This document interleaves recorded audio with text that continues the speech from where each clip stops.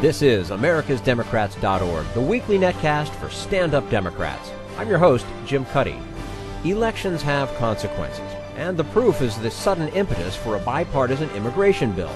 Just before a few Senate Republicans decided to join progressives in starting immigration reform, we spoke with Maria Teresa Kumar, head of the advocacy group Voto Latino. And we continue our conversation with Erica Seifert, the election analyst who has identified the new group of voters that she calls the rising American electorate. And Bill Press talks with Tom Buffenbarger, head of the International Association of Machinists, about threats to the labor movement. Are you tired of Tea Party Republicans and Rush Limbaugh dominating the airwaves? Do you want the facts you won't get on Fox or even on CNN? Then stay tuned. Our sponsor, 21st Century Democrats, works hard to get everyday Democrats involved in returning our party to its roots and to success at the ballot box. Sit back and listen. Then stand up and fight. And follow 21st Century Democrats on Facebook for all the latest progressive news. We're glad you can join us. One argument that might help speed immigration reform along could be the economic aspect. Reform advocate Maria Teresa Kumar, the head of Voto Latino, says new Americans will contribute taxes and application fees to the economy. And joining us now on americasdemocrats.org, the weekly netcast for stand-up Democrats, Maria Teresa Kumar, CEO and president of Voto Latino, is a dynamic leader and advocate who has dedicated her career to empowering Latino youth and engaging them in the political process. In addition to being a frequent commentator on MSNBC, Maria Teresa serves as an occasional blogger for national outlets as well. Maria Teresa Kumar, thank you so much for joining us today on americasdemocrats.org. Thanks for having me, Jim. Well, we appreciate you being with us, of course. So with the re-election of President Obama, with strong backing from the Latino community, what do you think the chances are for immigration reform this year? I mean, I assume you think the government's relaxed policy on visas is probably a big step in the right direction. Well, yeah, and to clarify, it's basically it allowed for family reunification. What was happening before, Jim, was that if a family member was a U.S. citizen and they may have had someone that was a mixed status, whether it was their wife or their child, if they didn't have their legal documents, then they would have to go back to their home country, and oftentimes having to wait up to 10 years to be reunified. So that's really an anti-family bill. So what the president most recently did was basically relax that and say that as long as the family is still here, a U.S. citizen is still here, the family can stay and get their paperwork done here in the United States. So that's definitely a step in the right direction. But I also think that because of the overwhelming support of Latinos coming out in record numbers, we finally hit a double-digit participation for the first time.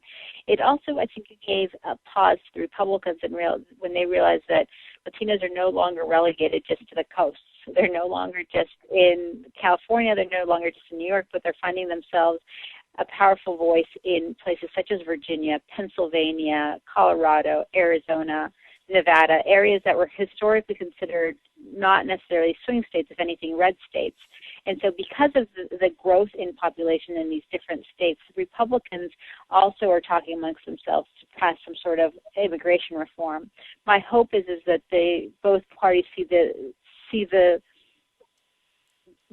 light and basically see the importance of passing comprehensive immigration reform so that we can basically get people out of the shadows, have them pay the proper taxes, and at the same time making sure that we are aware of who's living within our borders instead of piecemeal reform, which is what some Republicans are opposing. And by doing piecemeal reform, then it actually doesn't help the Republicans in the long run either, because they're going to constantly have to deal with immigration in one form or the other. Yeah, that just seems like you're starting another fight after another fight after another fight by going about it that way. It's kind of like their whole idea with the fiscal cliff. It's basically part two that we're going into. That's basically what they want to do with immigration. That doesn't make any sense. Well, and speaking of that, are you concerned that the various economic crises facing the country this year in a divided Congress will take precedence over immigration legislation? Well, this is the whole idea that we are even in a debate when it comes to the fiscal cliff. This is a position that we put ourselves in. They're self-inflicting wounds. It's not a natural disaster. It's a self-inflicting wound. So hopefully we'll be able to start we'll be able to start tackling it, the second part of the fiscal cliff coming up. But then we also have to start talking about the debt ceiling. And it was curious to me that Nancy Pelosi actually suggested this past weekend to the press that we should basically talk about the 14th Amendment, where technically the debt ceiling doesn't have to go through Congress. It could actually go through the president. So it'll be interesting to see if that happens. But these are all, this is a long way of my saying that this is all ways of the Democrats and the Republicans in the House basically dragging their feet to tackle real hard work. And in this case, it's more the Republican Party doing so than the Democrats. And the Democrats are kind of just basically taking a step back and saying, well, look, they're the ones that are jumping over the cliff. Unfortunately, it takes all of us with us. Mm-hmm.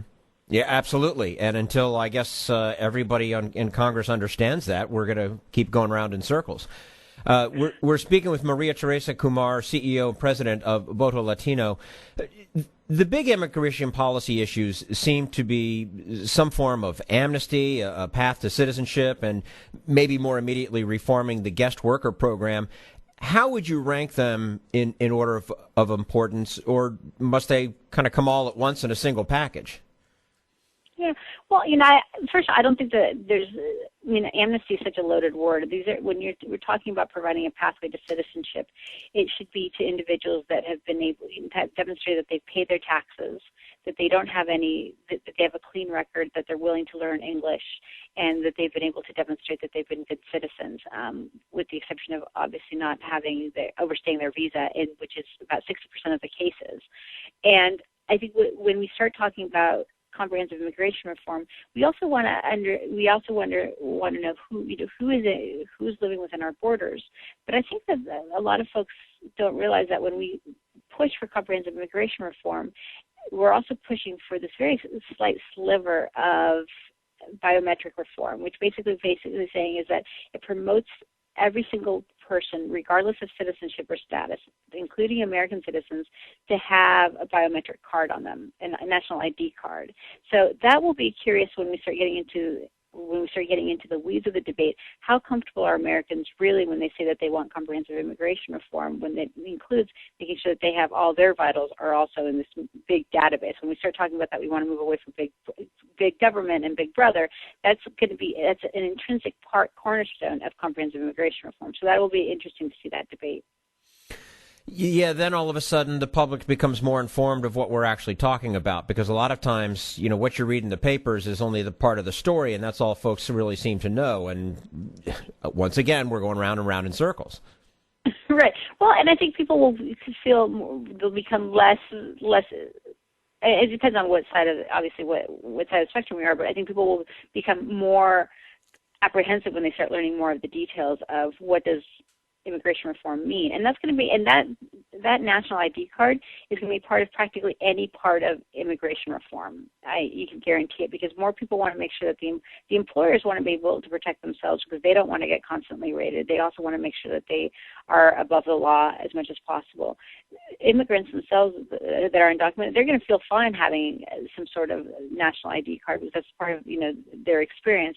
But are Americans going to feel comfortable with that? And that's going to be an interesting part of the debate that I don't know if we're, as a country, ready to grapple with. Well, there's an ID card system in existence as it is. I mean, you look at your driver's license, and if somebody can't drive, they can get issued a state. Now, it's not mandatory, I guess, but it's there, right. It's existing. So, what's the big deal? That's kind of the way I look at that. Yeah, no, and I think that I'm of the mind that it's fine. I mean, I have a driver's license, but I think that you'll find folks that are especially in the red states, that are going to feel increasingly uncomfortable with that. So and they're the ones that are at the same time wanting to make sure that every single person is accounted for. So it'll be interesting to see that debate when it arises. But as far as comprehensive immigration reform, I think it's something that we as a country should and want to advocate. It's not only a great opportunity for talking about family values, making sure that we're unifying families, but it's also one of the few pieces of legislation, Jim, that we have on hand that can actually address budget deficits. When we start talking about how do we close the fiscal cliff, where we're talking about $400 billion, how do we close that fiscal cliff? immigration reform, depending on who you speak to, I mean, even FAIR, which is a very anti-immigrant group, has a number out there that talks about basically closing the coffers of about $100 million. Center for American Progress has a more modest number. It's close to around $40 to $60 billion. But that demonstrates that from both extremes, it does demonstrate that passing comprehensive immigration reform will actually help fuel the economy, because it provides an opportunity to collect taxes. Two, it provides an opportunity to make sure that for everyone that applies for citizenship is also is paying the application fee, which also creates another revenue source. We're speaking with Maria Teresa Kumar, CEO, president of Voto Latino. There are signs that the economy, housing and jobs, are starting to turn around. Is that trend apparent in Latino communities as well? It has. You definitely see an uptick with unemployment is actually going down within the Latino community. But keep in mind that the Latino community was actually one of the hardest hit, and that's because a lot of the work related to the recession, which was construction jobs, hospitality, those were disproportionately occupied by Latinos. So while the unemployment is definitely going down, it's still 2 percentage points higher than the rest of the country.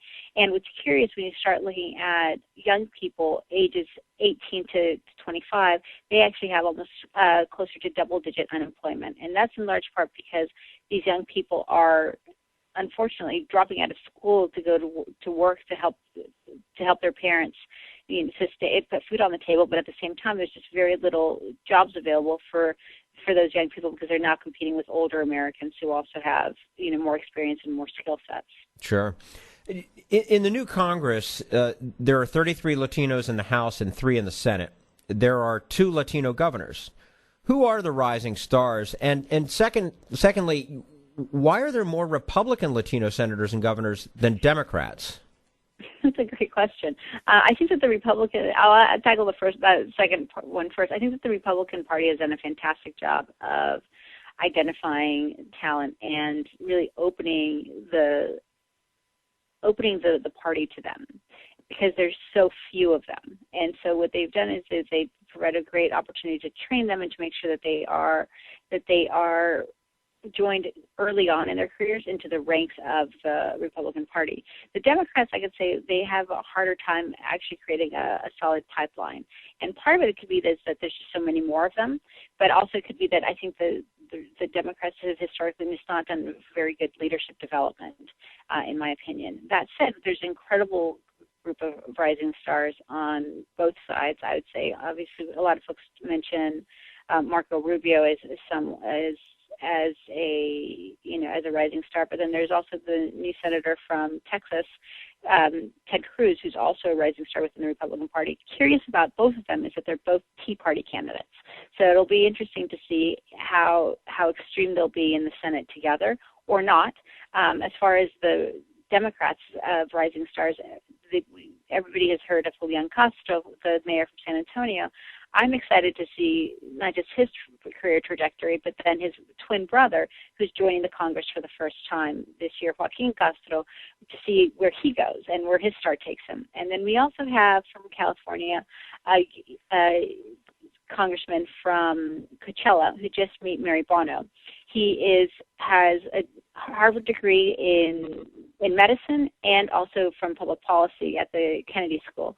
And he's basically a first-generation immigrant, you name it, but he's basically been able to rise above. I don't know if anybody's ever visited Coachella, but Coachella is very much an agricultural part of the country that is very socioeconomically poor, and the fact that he's been able to not only go to Harvard, get these degrees, be an incumbent, and now go to Congress, I think is something that is not only inspiring for the Coachella Valley, but I think it's going to be inspiring for America, but also it will be interesting to see how far he rises as well.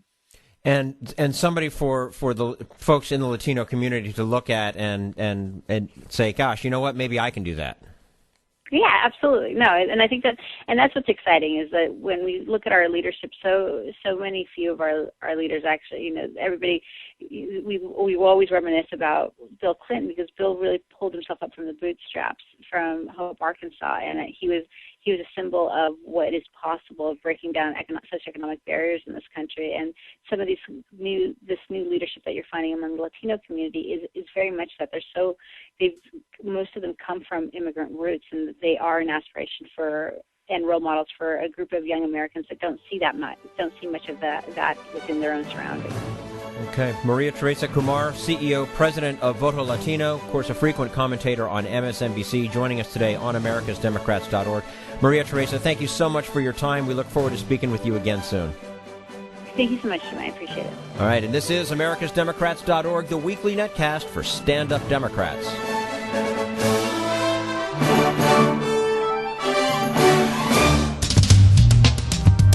We want you to sit back and listen, but we need you to stand up and fight. Do you want to get involved and help get our party back to its roots and to success at the ballot box?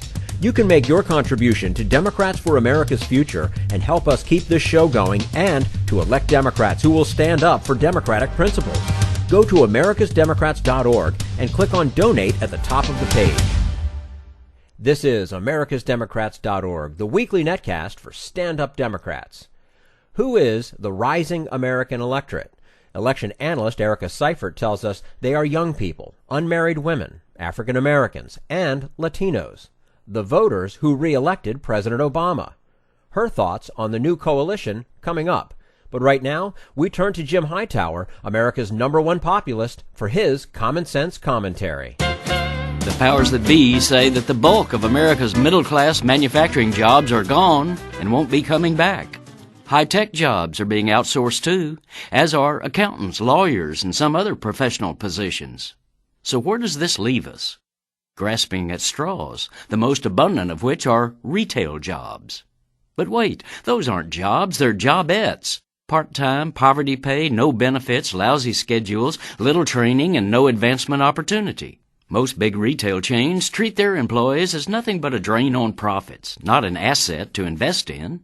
Salespeople are typically paid only $10 an hour, clerks get only $9.70, and cashiers just $9. Worse, 94% of retailers define full-time work as only 30 hours a week. People can't make ends meet on that, and America can't have a healthy economy without a solid middle class. Yet 15 million people are in retail work now, and is to be our second biggest source of new jobs for the next decade. Well, shrug the powers that be, the retail giants must compete on low prices, so they have no choice but to keep cutting corners on their workforce. As we say in Texas, bovine excrement. Look at Trader Joe's, where full-time jobs start at $40,000. Or at Costco, where employee retainment is a priority and 98% of managers are promoted from within. Low-price chains that invest directly in workers are reaping industry highs in performance, morale, customer satisfaction, and profits. Bad jobs are not a retail necessity, just a corporate choice. This is Jim Hightower saying, this week, a Retail Justice Alliance has been launched to push America's employers and policymakers to turn retail jobs into good jobs that spread a middle-class standard of living and rebuild our grassroots economy. Learn more at retailjusticealliance.org. Need an antidote to the progressive blues? Want some good news about how grassroots folks are rebelling against the corporate powers and winning? Well, here's an easy-to-swallow pill for you. The Hightower Lowdown. Hightower's monthly newsletter will give you the lowdown, even as it lifts you up. It's 4 pages a month, jam-packed with facts you can use, actions you can take, and Jim's own Texas humor, all for only $15 a year. To become a lowdowner, go to hightowerlowdown.org. This is americasdemocrats.org, the weekly netcast for stand-up Democrats. Polling expert Erica Seifert has identified and named the Obama voting coalition. They constitute, in her words, the rising American electorate.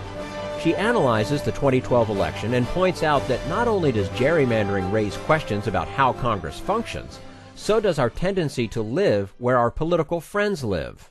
And joining us now on americasdemocrats.org, the weekly netcast for stand-up Democrats, Erica Seifert is an analyst with Democracy Corps, an independent, nonprofit organization dedicated to making the government of the United States more responsive to the American people.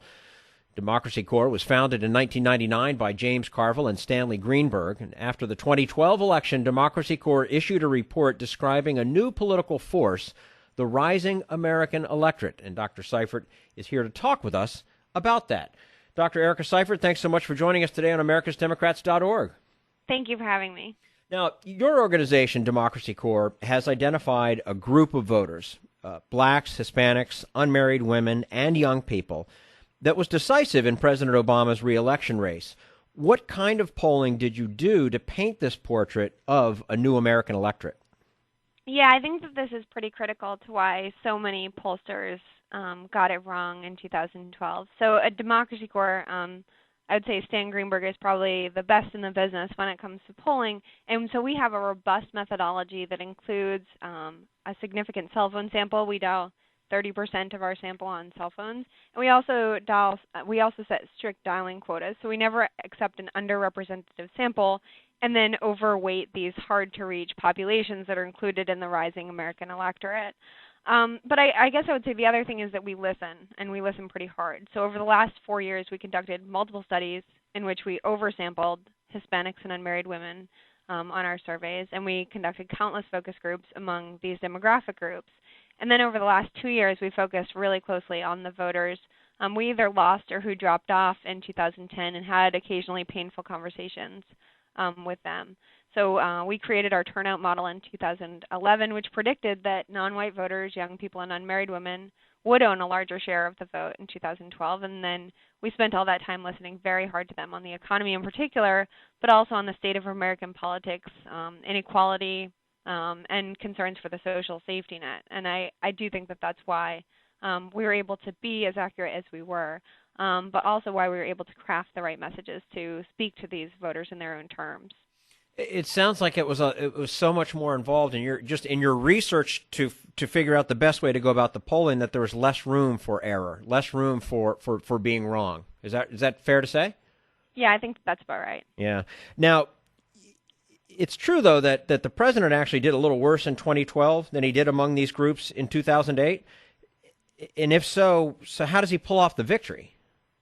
Yeah. So overall, the rising American electorate, Obama lost 2 percentage points over 2008, but most of it came from young voters who dropped a net 10 points for the president since 2008. So his margin in 2008 was 66 to 32, which is a 34-point margin, to 60 to 38, which is a 22-point margin. But the president improved his performance among Hispanics, who also grew as a share of the electorate, and he improved by a net 6 points. So that was from going up 36 to up 42 against Romney. And he pulled off the victory simply because the share of the vote among these groups, who still heavily favor him, even if youth dropped off slightly in the vote, increased over 2008. So more of the groups were coming out. That's correct. Okay. So go over some more of these numbers or the percentages among the various demographic groups that really gave Obama the victory. Yeah, sure. The margin among youth was 22 points. He won young people by 60 points to 38. Unmarried women, it was 34 points. That was 67 to 33. Hispanics voted for him 71% to 29. That's a margin of 42. And African Americans voted for him 93 to 6. That's an 87-point margin. So these are not small margins among any of these groups. We're speaking with Erica Seifert, an analyst with Democracy Corps, and we're talking a bit about this report issued by Democracy Corps, the rising American electorate. What do these numbers and the electoral vote margin tell us looking forward for 2014, 2016, if anything? I mean, can we get something out of these numbers now for looking ahead? Well, what we're studying now is census trends, because we are actually setting our model as we speak for 2014, and you can't ignore the census trends. And I think that's part of the reason why Republicans didn't get it right. You can't ignore demographic trends. But we did see a significant drop-off among these groups in 2010. Democrats had a difficult time because significant portions of this group simply did not vote. For example, the youth vote share dropped from 18 to 10%. African American vote share dropped from 13 to 9%. So that is a concern, and I think the Democrats can't ignore these populations when they get out on the campaign trail for 2014, which will be, round about tomorrow. I was just going to say, I think in some places it's already started. Sure. They just scratch out the old date on the sign and put in the new date. Right. I mean, typically in the off season or the midterm elections, we see drop-offs in numbers. Not as many people go out and vote. Was it worse in 2010 than previous? Do you have anything? Can you gauge how it was in 2010 versus previous elections? Yeah, the prior similar election was 2006, where we actually saw an increased turnout among these groups, and they were coming out to vote against the Iraq War and against the Republican and against George Bush largely. So 2010 we did see a drop off over 2006, but this happened. So off-year elections are more apt to fluctuate than on-year elections are. So there's a message. There's a message for both parties there, then, right? Right, sure. So except for unmarried women, white unmarried women, who turned out at 16% in both 2006 and 2010. But that was the only group. Almost the exception to the rule. Once the 2012 campaign took shape, how did each party approach the issues? Yeah, I think that we did see a shift. We saw a shift among the Obama campaign, who started out really highlighting, and this, I would say, this started with the State of the Union address last February, where the president's approach was to highlight the gains he had made, the progress the country had made, and the successes on the economy. And most voters hadn't felt it yet. They certainly hadn't felt it at a pocketbook level, even up to the day of the election. And I think that the Obama campaign really did listen to voters, and they understood that they needed to shift at least the way they were framing the economy and their ability to improve it at a pocketbook level for individuals. And they became much more forward-looking, and even to the last, I think it was a week or two before the campaign, issuing their set of policies to take the country forward and to invest in the economy and grow it. And I think on the Republican side, it's difficult because remember, until March or April, we were still dealing with the Republican primaries, which had pushed the Republican Party way far to the right. And so Mitt Romney did mitigate his positions after becoming the nominee to the point where his own team was calling it an etch-a-sketch. But we really saw a different Mitt Romney come out in the first debate than we had seen in the Republican primary debates. So the Romney campaign certainly shifted their approach to issues. Historically, swaying off messages never worked well for anybody. Sure. Did the Republicans have the wrong message or the wrong candidate, in your opinion? Both. It was definitely both. The Republican Party primary process pushed all of the candidates really far to the right, way far to the right of where the American people were, to the point where, I understand that Mitt Romney's 47% comment was a gaffe, but people really did think that this was, who Mitt Romney was, and they were willing to believe that was that Mitt Romney. But on issues like Planned Parenthood, where Mitt Romney lost big, I think the Republican Party gambled wrong, and they gambled far to the right of the electorate. But in terms of the candidate, he himself was pretty unlikable. Americans never felt like they understood his core. They never felt like he connected with average voters. So among those who voted against Mitt Romney, the top issues were his comment about the 47%, his inability to connect with average, ordinary people, his inability to grasp the economy. And it was all about, in a political way, in a policy way, sure, his inability to grasp the middle-class economy. But this is also, personal. Mitt Romney never really connected with voters. We're speaking with Erica Seifert, analyst with Democracy Corps, and talking about the Democracy Corps report that was issued, The Rising American Electorate. One interesting set of numbers shows that in the congressional races, Democrats improved their vote from 48% to 51% between 2008 and 2012. but it translated into only 11 more House seats and nowhere near a majority. How do you explain that? Yeah, we had a real whooping in 2010. So obviously we lost more seats, but this is also about demographic shifts that are unhelpful for democracy in general. This is about people congregating in themselves by choice in districts where people think like them, but it's also about gerrymandering, consolidating districts to favor the incumbent party, which was the Republicans. All right, now I'm going to ask you to put on a different hat. If you were a Republican strategist, what advice would you give whomever runs for president in 2016?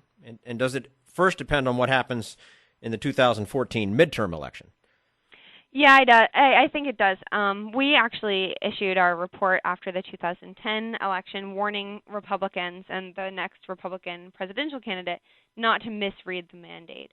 So I do think that it depends on what comes out of the 2014 midterm election because voters really do speak to politicians through elections, and I think it's really easy to misread, especially when you win.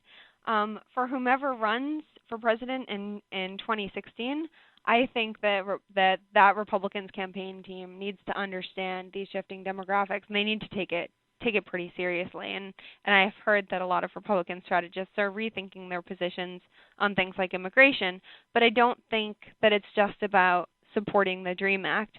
I think it's also about understanding who ordinary voters are. I think it's about understanding what it's like to be an immigrant or a second generation or a third generation immigrant in America. It's not just about giving sort of tacit support to something like the DREAM Act. Is it also about moving from the extreme right to maybe coming in a little closer to center? Oh, I certainly think that, and we voters even surprised us when the third most important reason to vote against, or the second most important reason to vote against Mitt Romney was his position on Planned Parenthood. Republicans certainly need to shift their positions on key social issues and not demonize something like Planned Parenthood that to many ordinary voters doesn't mean abortion. It means preventive health care for women who might be struggling economically or even middle-class women. So I think the Republican Party really does need to take a long, hard look at what this economy and what this country means for ordinary voters. I think they're just out of touch at this moment. Okay. Dr. Erica Seifert is an analyst with Democracy Corps, the independent nonprofit organization dedicated to making the government of the United States more responsive to the American people. Erica, thank you so much for your time with us today on americasdemocrats.org. We look forward to speaking with you again soon. Thank you. And this is americasdemocrats.org, the weekly netcast for stand-up Democrats.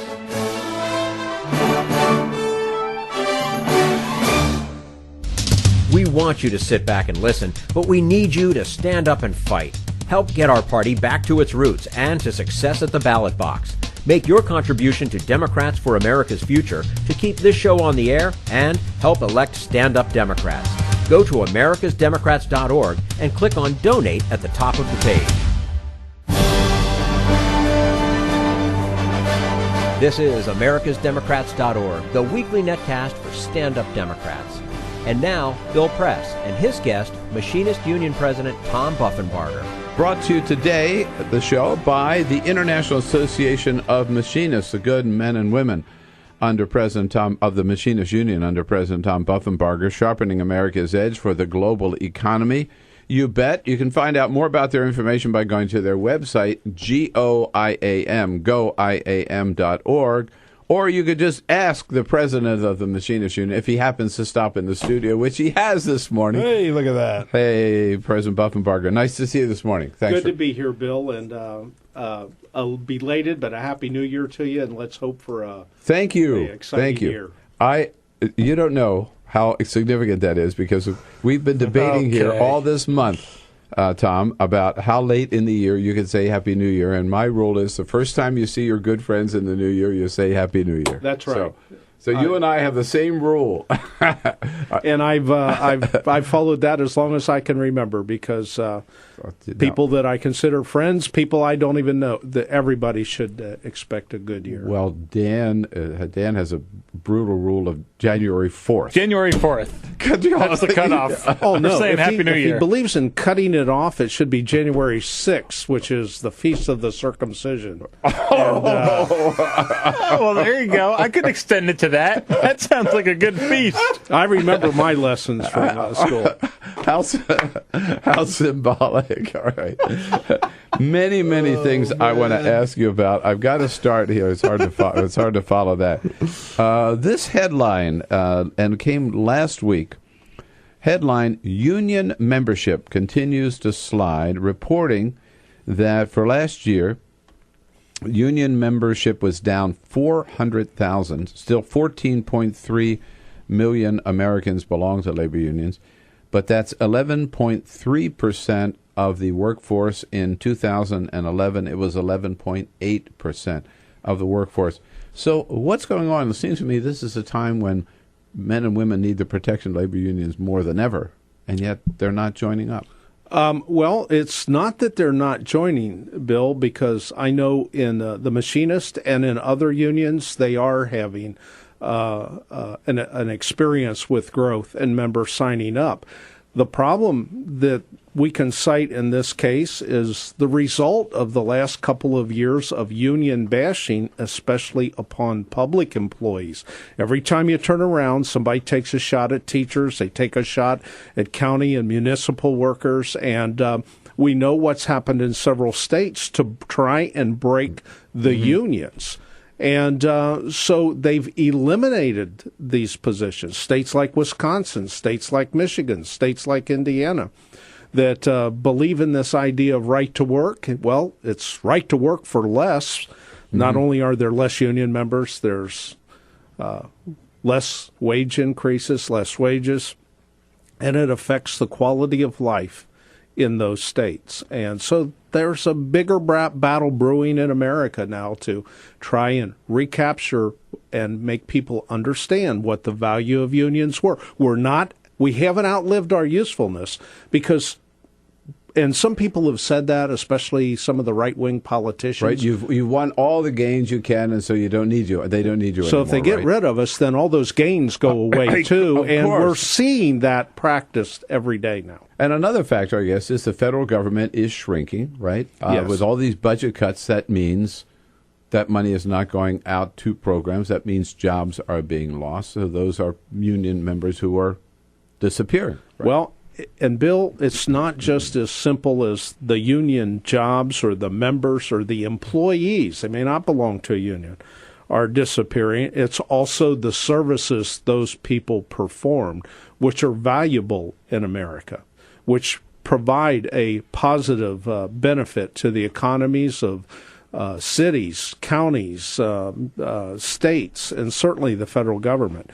We're contracting, and with that goes services. So it's a downward spiral as to the quality of life in America. Are unions fighting back to try to get the message out? Look, here's what we do, here's what we offer, and here's what these people are trying to do to us. Is there a concerted effort on the part of the AFL-CIO or whatever, your union and others? All the labor organizations, Bill, are working hard to get a message out. The machinist I can speak to the best is not only do we try to portray the positive image in a more public way. Our primary obligation is to make sure our members are educated, informed, and we can secure for them a good, sustainable wage and a plan of benefits for them and their families to keep America's economy moving forward. However, we go to extra lengths in the Machinists. We have started things. You may have heard about U Cubed. It's a play on words. Your Union of Unemployed. And we used U's. So it's UR, Union of Unemployed. We call it U Cubed. U with the little 3. We started this as an experiment to reach out to an unorganized segment of society that has become very, very large, and it's called people without jobs, the unemployed. And we organized them into what we call cubes. Every 6 unemployed members in a geographic area form a cube. Cube has 6 sides. And that becomes a community. And then it just grows on to a bigger structure, a pyramiding structure. Doesn't cost anything, but it's become an avenue to inform and educate people. And we saw the effect of that culminate on Election Day, when we can put out a message to the members of UCube, unemployed Americans, and they pass that on to their friends. Those companies that measured this saw that we reached, the day before election, 82 million Americans. Whoa. So we use this now, this through collective. These unemployed Americans and their connections and their families. And their right, connections. Their networking. And to start to raise the issue. Just because the economy in some sectors appears to be recovering some, it's not in all, and there's still far too many Americans unemployed, without jobs. And we have got to raise that voice and draw the attention to the politicians. The work didn't end on Election Day or when they were sworn into office. It just began. Well, I wanted to ask you about that next, because it wasn't so long ago that we were talking jobs, and I must admit I do this every day, right? 3 hours a day. You hear talking. It's immigration, or it's guns, or it's global warming, or it's the deficit, or the debt ceiling, or whatever. It's been a long time since I heard people here in the Congress, or even from the White House, talk about jobs. What's happening on the jobs front out there? Is it getting any better? Or is it resolved? We don't have to worry about it? Or we see only a marginal improvement in some sectors of the manufacturing economy, but there's tremendous pressure upon employers right now, uncertain about the economic condition of this country and the follies of our Congress, not to be able to make a decision on this, so they're withholding investment. They're sitting on piles of cash that could be plowed into still today. It could be plowed into reinvestment, retooling, hiring more workers to produce products America needs and the rest of the world. Have the employers realized that they can make more money with fewer employees, and that's why they're not hiring? I mean, this has been going on for a while, that they've been sitting on this cash and not expanding. Well, it's oftentimes I criticize the business community for being such short-term thinkers. It's the bottom line on the quarterly report, if not the monthly report or weekly report.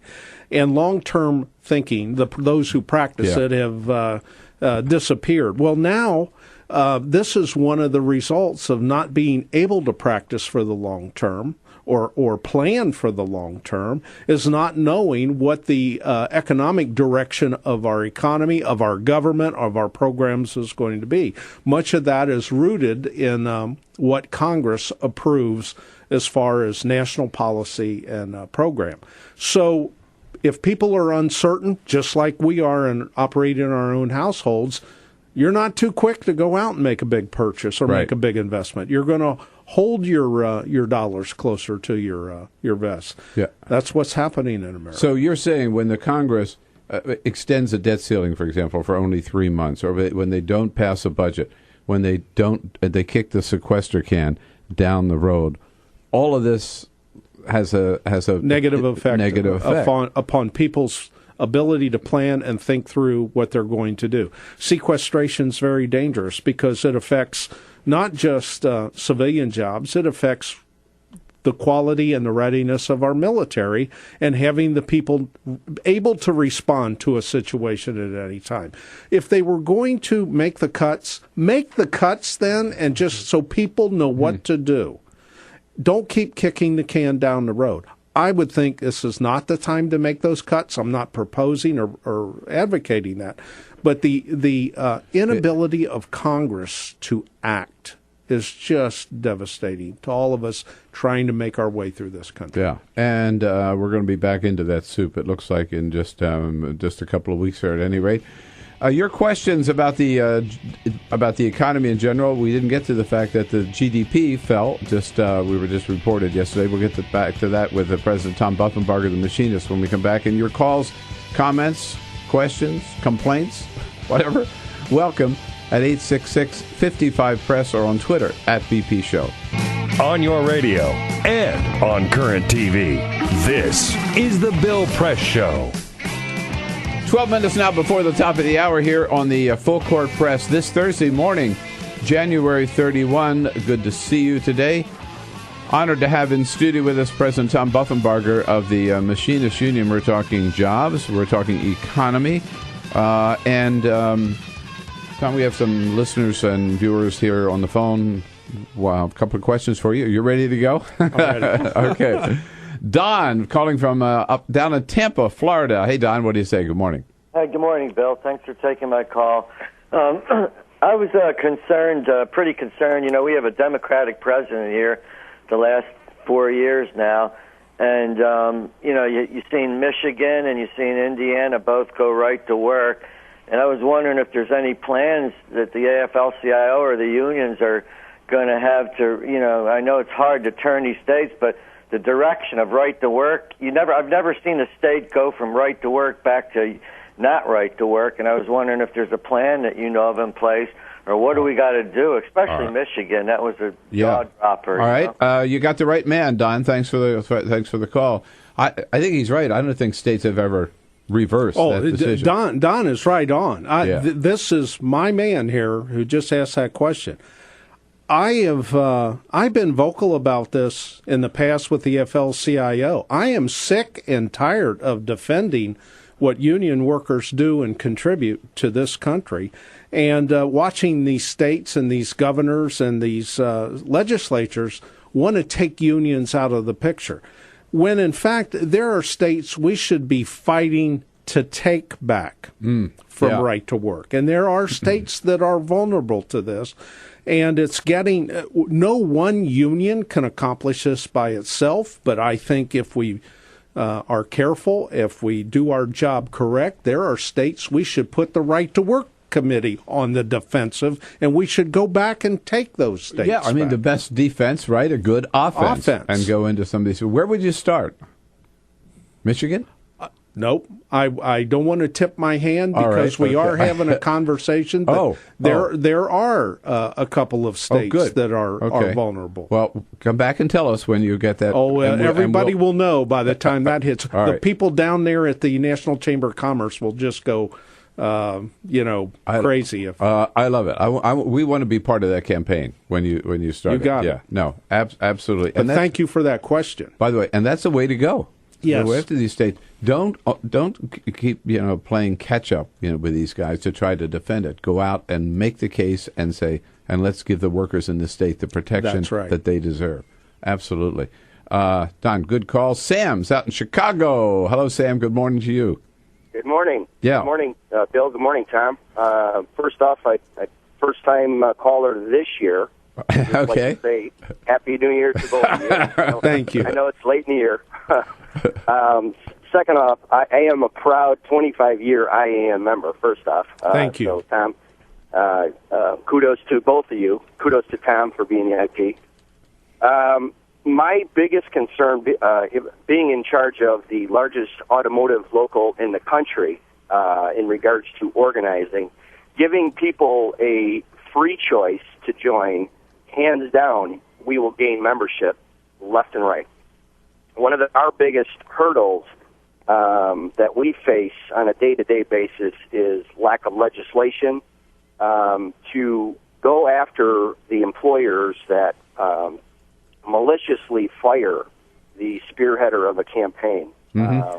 Hey, Sam, just in the interest of time, I think we got your question. I have to give President Buffenbarger a chance. He's one of your members, Tom, and you can hear what he's fighting against. Well, he's absolutely correct, and he does lead the biggest automotive local in the nation. And they're very active in organizing and very successful. So I want to say thanks to Sam for that, for everybody to know. But the issue that he points out about how it's not just the employers that want to deny or deprive a worker from the right to make a decision to join a union or not. It's also our own government at the federal and certainly the state levels that enact legislation that keep putting up roadblocks, keep putting up barriers. And in this country, your right to join a union is a civil right. And we need to start portraying it as such and fighting for it as such, just as we did to secure the rights for everyone to be able to vote and participate in government. People need to understand this right is a very sacred civil right. And if we get that, we're going to be able to grow unions. People will better their lives. Absolutely. Maybe we could even get something called the Employee Free Choice Act. Well, we got to give it a better name than that, though. But I would just think it would be called the Civil Rights for Union Members. Yeah. Or employees. Or Bill of Rights for Union Members or something. Yeah, we fought for that last year, hoping it would happen, but haven't given up on it. Tom Buffenbarger, covered a lot of territory. Great to have you in studio with us. Great to be with you, Bill, and best of luck in all the changes, I guess. Hey, yeah, we got a hell of a year ahead of us. All right, Tom, great to see you. Thanks for coming in. That's all for americasdemocrats.org. Thank you to all who made today's show possible. Maria Teresa Kumar, Erica Seifert, and the entire Bill Press team. And thank you for listening. If you liked what you heard, please get involved in our efforts to keep this show going and to elect Democrats who are bringing the party back to its roots. Go to americasdemocrats.org and click on Donate at the top of the page. And be sure to find 21st Century Democrats on Facebook. For americasdemocrats.org, I'm your host, Jim Cuddy.